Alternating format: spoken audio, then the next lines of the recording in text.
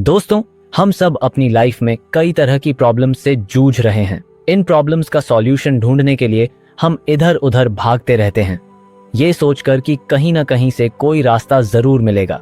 हम हर किसी से उम्मीद लगाए बैठे रहते हैं कि वो हमारी मदद करेगा, लेकिन ऐसा होता नहीं है और आखिरकार हमारी उम्मीदें टूट जाती हैं। फिर जो थोड़ी बहुत खुशियां बची होती हैं वो भी हमसे दूर हो जाती हैं। हम उन खुशियों को वापस पाने के लिए तरह तरह के जुगाड़ करते हैं, लेकिन वो खुशियां वापस आने का नाम ही नहीं लेती। बहुत पुरानी बात है।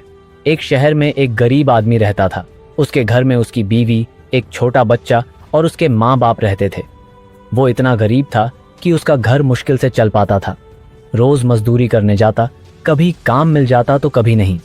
वो पहले से ही बहुत परेशान था और तभी एक दिन अचानक उसकी माँ की तबीयत बहुत खराब हो गई।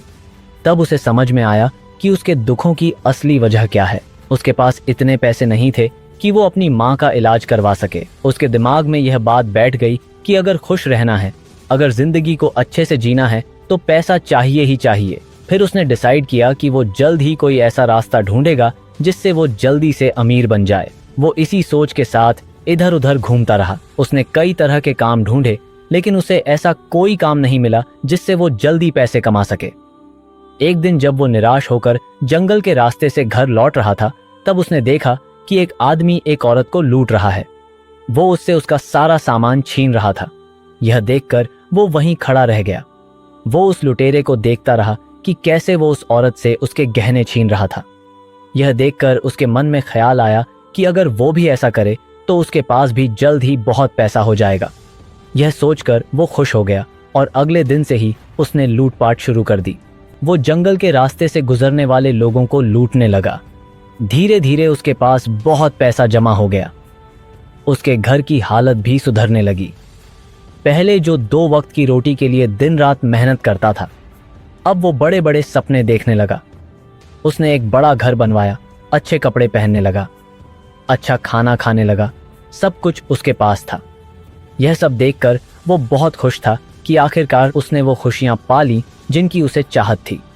लेकिन धीरे धीरे समय के साथ उसके घर में लड़ाई झगड़े होने लगे। उसकी माँ और बीवी के बीच रोज किसी न किसी बात पर बहस हो जाती। छोटी छोटी बातों पर वे आपस में लड़ने झगड़ने लगते। बिल्कुल इसी तरह हम भी अपनी जिंदगी जी रहे हैं। हम भी छोटी छोटी बातों पर लड़ पड़ते हैं, झगड़ पड़ते हैं। ठीक इसी तरह उस आदमी की जिंदगी से भी खुशियां दूर हो गई थीं।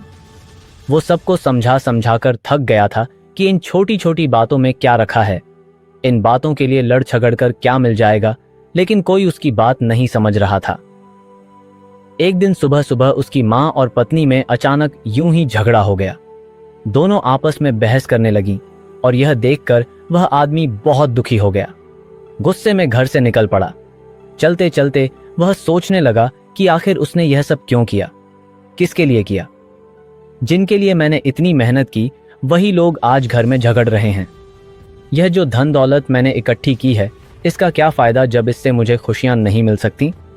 आखिर इसके पीछे भागने का क्या मतलब। धन दौलत में खुशियां नहीं हैं। इससे ज्यादा खुशी तो तब थी जब मेरे पास कुछ नहीं था। मैं गरीब था, लेकिन मेरा परिवार तो खुश था। यह सोचकर उसने तय किया कि आज से वह कभी किसी को नहीं लूटेगा। आज से वह इस लूटपाट के काम को बंद कर देगा। उसने ऐसा ही किया। अब वह कभी किसी को परेशान नहीं करता था, ना ही लूटता था। वह हमेशा घर पर ही रहता। धीरे धीरे धन की कमी होने लगी, यहाँ तक कि घर का सारा सामान भी बिकने लगा। लेकिन उस गरीब व्यक्ति के मन में यह विश्वास था कि सब कुछ पहले जैसा हो जाएगा। परिवार के हालात बिगड़ते गए। हर सदस्य अब एक दूसरे पर इल्जाम लगाने लगा। यह सब तेरी वजह से हो रहा है। यदि तूने ऐसा नहीं किया होता तो आज ऐसा ना होता। हर कोई एक दूसरे को ताने मार रहा था। हर कोई एक दूसरे को तरह तरह की बातें सुना रहा था। खुशियां तो मानो उसके घर का पता भूल गई थीं। कई दिनों के बाद भी जब सब सही नहीं हुआ, तब वह व्यक्ति परेशान होकर घर से बाहर निकला ताकि वह 2 पल शांति के साथ बिता सके। उसके मन में कई विचार आने लगे। वह सोचने लगा कि अगर मैं घर से दूर रहूंगा तो शायद मेरी खुशियां वापस लौट आएंगी और मुझे सुकून मिलेगा। यही सोचकर वह कुछ दिनों के लिए घर से दूर रहने लगा। शुरू में उसे बहुत अच्छा लगा, मन को शांति मिली, लेकिन फिर वह दुखी हो गया। एक दिन वह एक पेड़ के नीचे बैठकर सोच रहा था, मुझे लगता है कि अब घर पर सब कुछ ठीक हो चुका होगा। अब मुझे घर लौट जाना चाहिए। वैसे भी मेरी माँ, मेरे पिता और मेरी पत्नी मेरी चिंता कर रहे होंगे। वे मुझे ना जाने कहाँ कहाँ ढूंढ रहे होंगे। मुझे लगता है कि सबको अपनी गलती का एहसास हो चुका होगा। मुझे वापस घर चले जाना चाहिए। यह सोचकर वह अपने घर की ओर चल पड़ा। जैसे ही वह घर के करीब पहुंचा, उसने फिर से लड़ाई झगड़ों की आवाज़ सुनी। वे सब आपस में लड़ रहे थे और कह रहे थे, उसके चले जाने का कारण तू ही है, तेरे ही कारण यह सब हुआ है। वे एक दूसरे पर इल्ज़ाम लगा रहे थे, दोष दे रहे थे, लेकिन किसी को भी उस व्यक्ति को ढूंढने की चिंता नहीं थी। उन्हें बस इस बात की चिंता थी कि वह किसकी वजह से गया। यह सुनकर उस व्यक्ति का दिल टूट सा गया। वह भीतर ही भीतर पूरी तरह से निराश हो गया। तभी उसकी नज़र अपने छोटे बच्चे पर पड़ी, जो अपने छोटे छोटे पैरों से इधर उधर भाग रहा था, खेल रहा था, मुस्कुरा रहा था। वह वहां का अकेला ऐसा था जो पूरी तरह से खुश था। उसे उन सब की बातों से कोई लेना देना नहीं था। वह तो बहुत छोटा था। अपने बच्चे को इस तरह देखकर उसका मन पिघल गया और उसकी आंखों में आंसू आ गए। उसने सोचा कि एक बार जाकर अपने बच्चे को गले लगा लेता हूं। मैं इतने दिनों से उससे दूर था, कम से कम गले लगाने से मेरे मन की प्यास तो बुझ जाएगी। लेकिन किसी तरह उसने खुद को रोका और रोते हुए वहां से वापस लौट गया। अब उसने ठान लिया था कि वह घर तभी लौटेगा जब उसे सच में खुशियां मिल जाएंगी। वह खुशी की तलाश में इधर उधर भटकता रहा, लेकिन उसे खुशी कहीं नहीं मिली। एक दिन उसने महात्मा बुद्ध के बारे में सुना और उसके मन को बड़ी राहत मिली। उसने बुद्ध के बारे में पहले भी बहुत कुछ सुन रखा था। वह जानता था कि बुद्ध सभी के सवालों का जवाब देते हैं, सभी की समस्याओं का हल करते हैं। इस वजह से उस आदमी के मन में उम्मीद की एक किरण जगी। उसने तय किया कि वह महात्मा बुद्ध से जरूर मिलेगा। अगले दिन ही उसने अपनी यात्रा शुरू कर दी। एक लंबी यात्रा के बाद आखिरकार वह बुद्ध के पास पहुंच गया। वहां जाकर वह बोला, हे बुद्ध, मैंने सुना है आप सबकी समस्याओं का हल करते हैं। आप कभी किसी को खाली हाथ नहीं जाने देते। मेरी भी एक समस्या है। क्या आप मुझे बता सकते हैं कि आखिर यह खुशी कहाँ मिलती है? मैं अपने परिवार के लिए खुशी ले जाना चाहता हूँ। मैंने खुशी की तलाश कहाँ कहाँ नहीं की। मैं यहाँ से वहाँ भटकता रहा, लेकिन अब तक मुझे खुशी का कोई पता नहीं चला। काफ़ी वक्त बीत चुका है। मेरे घर में हर रोज़ झगड़े ही होते हैं। खुशी का तो नामो निशान नहीं है। लेकिन इस दिलचस्प कहानी में खोने से पहले, अगर आपको मेरी बातें अच्छी लग रही हैं तो कृपया इस वीडियो को लाइक करना न भूलें, और अगर आप इस चैनल पर नए हैं तो अभी सब्सक्राइब बटन दबाकर हमारे परिवार का हिस्सा बन जाइए। साथ ही बेल आइकन को भी ज़रूर दबाएं ताकि अपनी वीडियो के ज़रिए आपकी ज़िंदगी बदलने में हम थोड़ा सहयोग कर सकें। महात्मा बुद्ध ने उसकी सारी बातें ध्यान से सुनी और फिर बोले, भंते, मेरी भी एक चीज़ खो गई है। अगर तुम उसे खोजने में मेरी मदद करोगे तो मैं तुम्हारी खुशियों को ज़रूर खोज कर दे दूंगा। यह सुनकर वह युवक बोला, हे बुद्ध, बताइए वह कौन सी चीज़ थी? मैं उसे ढूंढ कर ला दूंगा। बुद्ध ने कहा, एक छोटे से बच्चे ने मुझे एक छोटा सा सफ़ेद पत्थर दिया था। वह पत्थर उस बच्चे को बहुत प्यारा था और उसने अपनी सबसे प्यारी चीज़ मुझे भेंट की थी। वह मेरे लिए बहुत कीमती था, लेकिन देखो, मेरी अज्ञानता की वजह से मैंने उसे खो दिया। अब मैं उस पत्थर को कहाँ खोजूं? युवक ने पूछा। हे बुद्ध, बताइए आपने आखिरी बार वह पत्थर कहाँ देखा था? बुद्ध ने जवाब दिया, भंते, जब मैं उस पेड़ के नीचे बैठा था तब मैंने उसे आखिरी बार देखा था। उसके बाद वह पत्थर ना जाने कहाँ चला गया। यह सुनते ही वह युवक भागा भागा उस पेड़ के नीचे पहुंचा और वहां उस सफ़ेद पत्थर को ढूंढने लगा। तभी बुद्ध ने उसे रोकते हुए कहा, भंते, भले ही मैंने वह पत्थर उस पेड़ के नीचे खोया हो, लेकिन तुम्हें वह पत्थर वहां नहीं खोजना है। तुम उस जगह को छोड़कर इस दुनिया में कहीं भी उस पत्थर को खोजो और जब मिल जाए तो मुझे लाकर दे देना। और हाँ, याद रहे, वह पत्थर बिल्कुल छोटा सा और सफ़ेद था जिस पर खुशी लिखा हुआ है। उस व्यक्ति ने बुद्ध की बात मान ली। उसने पेड़ के नीचे की जगह छोड़कर आसपास ढूंढना शुरू किया। पूरा दिन उसने यूं ही बिता दिया। पूरा गांव छान मारा, लेकिन उसे कुछ नहीं मिला। आखिर में वह फिर से उस पेड़ के पास लौट आया। तभी उसे बुद्ध की वह बात याद आई कि उसे वह पत्थर पेड़ के नीचे नहीं ढूंढना है। वह सोचने लगा, बुद्ध कैसी अजीब बात कर रहे हैं। जो चीज जहां खोई है, अगर मैं उसे वहां नहीं ढूंढूंगा तो वह मुझे कैसे मिलेगी, और उस चीज को वहां न ढूंढकर कहीं और कैसे ढूंढा जा सकता है। हार मानकर वह बुद्ध के पास वापस लौटा और बोला, हे बुद्ध, आप बड़ी अजीब बात कर रहे हैं। जो चीज जहां खोई है, अगर मैं उसे वहां नहीं ढूंढूंगा तो मुझे कैसे मिलेगी, और आप कहते हैं कि उसे उस पेड़ के नीचे मत ढूंढो जहां वह खोई है, बल्कि पूरी दुनिया में ढूंढ लो। भला ऐसा कैसे हो सकता है? आखिर जो चीज जहां खोई है वह मुझे वहीं तो मिलेगी। पूरी दुनिया में उसे खोजकर मैं क्या करूंगा? महात्मा बुद्ध बड़े अचरज से उस आदमी से पूछते हैं, तो इसका मतलब क्या हुआ? क्या उस पत्थर को नहीं ढूंढा जा सकता? इस पर वह आदमी जवाब देता है, हाँ बिल्कुल, उस पत्थर को पूरी दुनिया में कहीं नहीं ढूंढा जा सकता। तब बुद्ध कहते हैं, तो ठीक है, चलो उस पेड़ के नीचे ही ढूंढ लो। वह आदमी बुद्ध की बात मानकर तुरंत पेड़ के नीचे गया और थोड़ी ही देर में उसने वह छोटा सा पत्थर ढूंढ निकाला। पत्थर मिलने की खुशी में वह बुद्ध के पास दौड़ा आया। पत्थर को बुद्ध के हाथों में रखते हुए वह बोला, हे बुद्ध, लीजिए, मैंने आपका पत्थर खोज लिया। अब आप मुझे मेरी खुशियां ढूंढ कर दीजिए, जैसा कि आपने वादा किया था। बुद्ध मुस्कुराए और बोले, भंते, मैं तो तुम्हें कब से तुम्हारी खुशियां ही लौटाने की कोशिश कर रहा हूं। जो चीज जहां खोई है उसे वहां न ढूंढकर अगर हम उसे पूरी दुनिया में ढूंढें तो वह हमें कभी नहीं मिलेगी। उसे तो वहीं खोजना पड़ेगा जहां वह खोई है। यही वजह है कि तुम कितनी भी मेहनत कर लो, अपनी खुशियों को नहीं ढूंढ पा रहे, क्योंकि तुमने उन्हें कहीं और खोया है और तुम उन्हें पूरी दुनिया में ढूंढ रहे हो। यह सुनकर वह आदमी हैरान हुआ और बोला, हे बुद्ध, आखिर आप क्या कहना चाहते हैं? आप कह रहे हैं कि मैंने अपनी खुशियां कहीं और खोई हैं, तो आप ही बताइए कि आखिर मैंने अपनी खुशियां कहाँ खोई हैं, और मुझे क्यों नहीं पता कि वे कहाँ हैं। उस आदमी की बात सुनकर बुद्ध अपनी जगह से उठे और उसका हाथ पकड़कर एक छोटे से पेड़ के पास ले गए। फिर उससे पूछा, भंते, क्या होगा अगर मैं इस पेड़ की सारी टहनियां काट दूं? क्या यह पेड़ फिर से नहीं बढ़ेगा? आदमी ने जवाब दिया, हे बुद्ध, वह पेड़ क्यों नहीं बढ़ेगा? उसकी शाखाएं तो बिल्कुल ठीक हैं। अगर उसे पानी और खाद मिलेगी तो वह फिर से बड़ा हो जाएगा, उसकी सारी टहनियां फिर से निकल आएंगी। तब बुद्ध ने पूछा, तो इसका क्या मतलब हुआ? क्या मैं इस पेड़ की कुछ शाखाएं काट दूं? क्या ऐसा करने से यह पेड़ फिर नहीं बढ़ेगा? क्या इसकी नई शाखाएं नहीं निकलेंगी?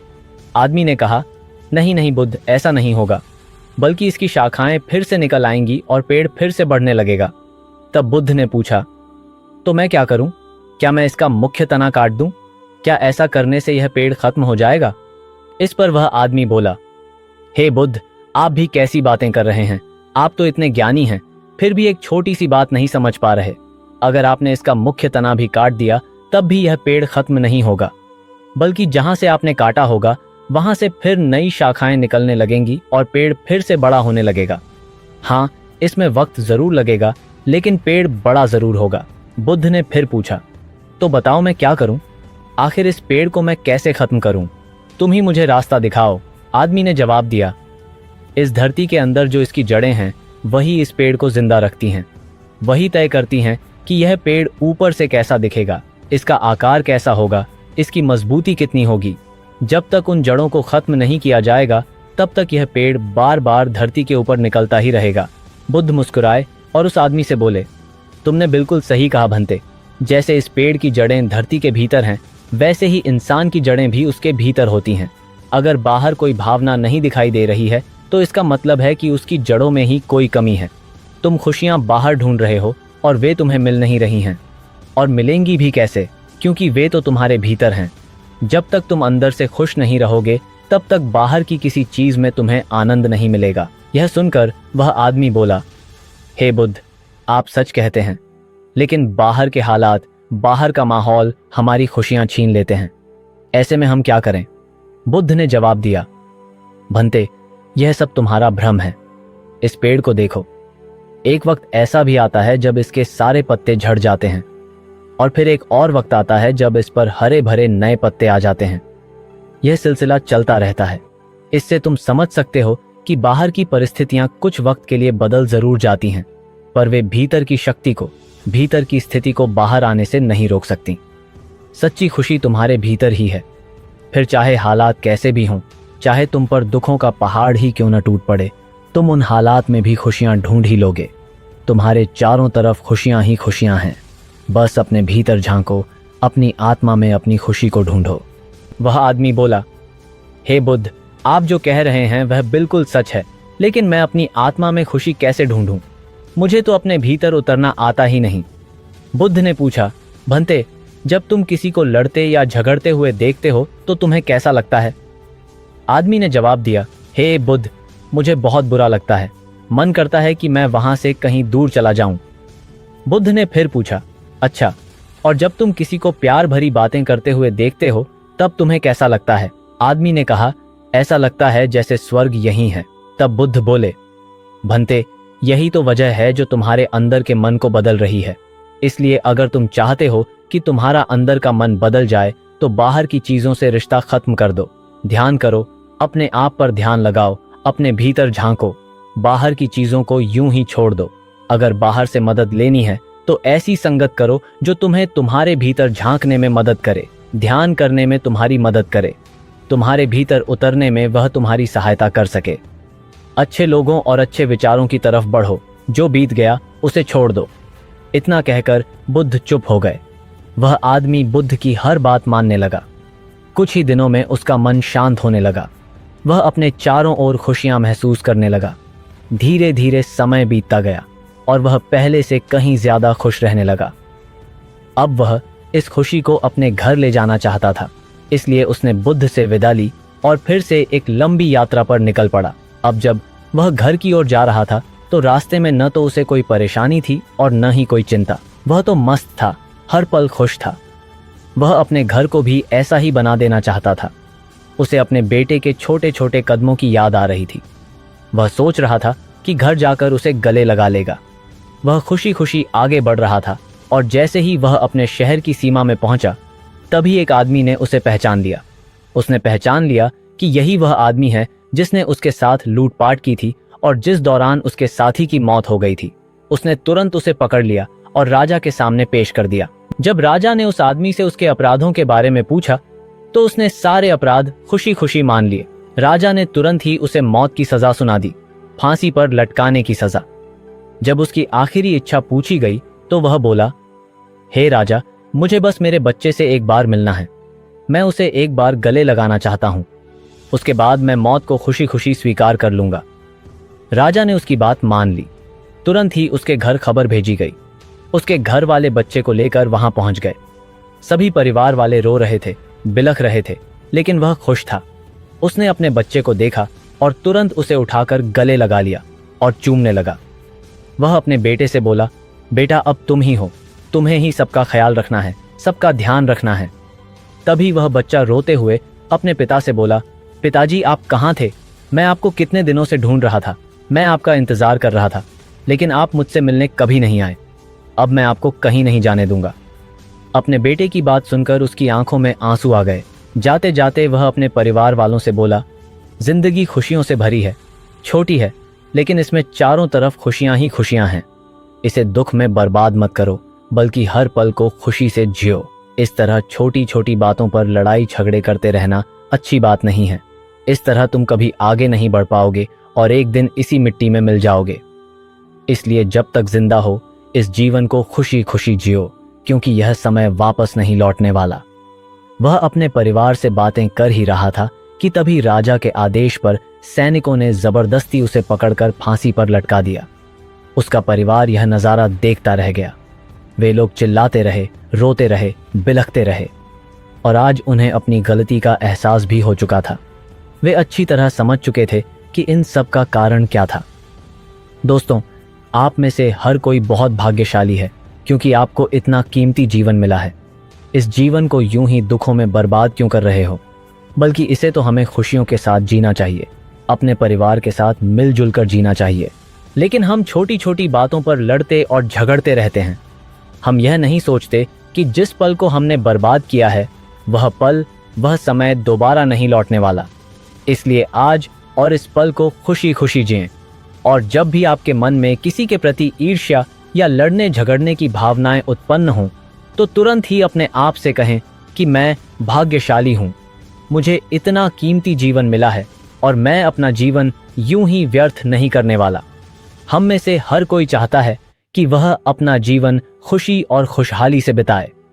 वह चाहता है कि उसका जीवन हमेशा सुखमय और आनंद से भरा रहे। लेकिन अगर घर परिवार में झगड़े होते रहें तो हम अपना जीवन कैसे आनंद से बिता सकते हैं? हम अपना जीवन सही तरीके से कैसे जी सकते हैं? हम इस उलझे हुए भविष्य को कैसे सुलझा सकते हैं?